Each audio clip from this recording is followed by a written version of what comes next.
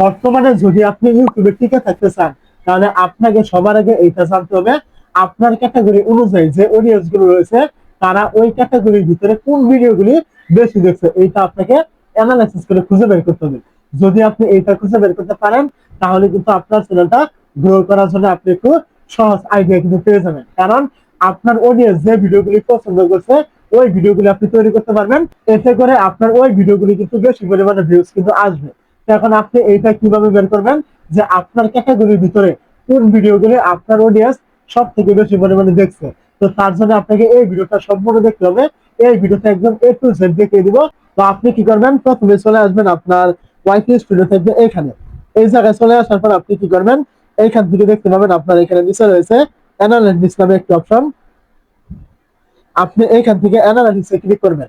ওয়াইটি স্টুডিওতে আসার পর অ্যানালাইটিক্সে ক্লিক করার পর আপনি কি করবেন, এইখান থেকে এই যে অপশনগুলো দেখতে পাচ্ছেন এইগুলোকে এইদিকে টানবেন। টানার পর এখান থেকে দেখতে পাবেন অডিয়েন্স নামে একটা অপশন, আপনি এইখানে ক্লিক করবেন। যখন আপনি এই জায়গায় ক্লিক করবেন, এইখান থেকে আপনি একটু নিচের দিকে চলে আসবেন। তো আরো নিচের দিকে আসবেন, একদম নিচের দিকে আসলে এইখান থেকে আপনি দেখতে পাবেন এই যে আপনার এখানে দুইটা অপশন কিন্তু এখান থেকে দেওয়া হয়েছে। একটা হলো হোয়াট ইউর অডিয়েন্স ওয়াচ, আর একটা হলো channel that your audience watch. এরকম দুইটা অপশন। তো আপনি কি করবেন, প্রথমে যে অপশনটা দেখতে পাচ্ছেন এখান থেকে হোয়াট ইউর অডিয়েন্স ওয়াচ, এখানে কিন্তু আপনি বেশ কিছু ভিডিও কিন্তু পেয়ে যাবেন। আমার এখানে 3টা শো করছে, আপনার এখানে আরো বেশি কিন্তু শো করতে পারে। এখন আপনি কি করবেন, এই যে ভিডিওগুলি দেখতে পাচ্ছেন এই ভিডিওগুলি কিন্তু আপনার ক্যাটাগরি অনুযায়ী আপনার অডিয়েন্স সব থেকে বেশি পরিমাণে কিন্তু পছন্দ করছে। এখন এই ভিডিওগুলি আপনার ক্যাটাগরির সাথে মিলে গেলে আপনি কি করবেন, এই ভিডিওগুলি তৈরি করবেন।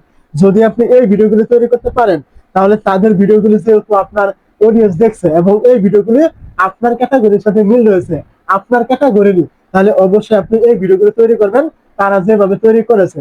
এবং এরকম টাইটেল ট্যাগ আপনি এগুলো তাদের কাছ থেকে নিয়ে গিয়ে দিয়ে দিবেন। অবশ্যই আপনার ভিডিওগুলি কিন্তু তাদের মতো কিন্তু ভাইরাল হবে।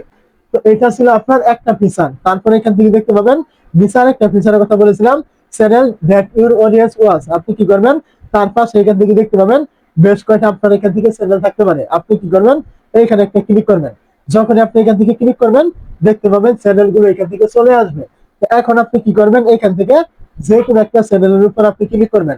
যখনই আপনি এখান থেকে চ্যানেলে ক্লিক করবেন, ইউটিউব কিন্তু আপনাকে রিডাইরেক্ট করে ইউটিউবে নিয়ে আসবে। এখন আপনি এখান থেকে দেখবেন এই যে আপনার ভিডিও নামে একটি অপশন, আপনি এখান থেকে ভিডিওতে ক্লিক করবেন। ভিডিওতে ক্লিক করার পরে এখান থেকে আপনি দেখতে পাবেন এই যে ভিডিওগুলি দেখতে পাচ্ছেন এই ভিডিওগুলি কিন্তু এখন বর্তমানে আপনার অডিয়েন্স কিন্তু সব থেকে বেশি পরিমাণ পছন্দ কিন্তু করছে।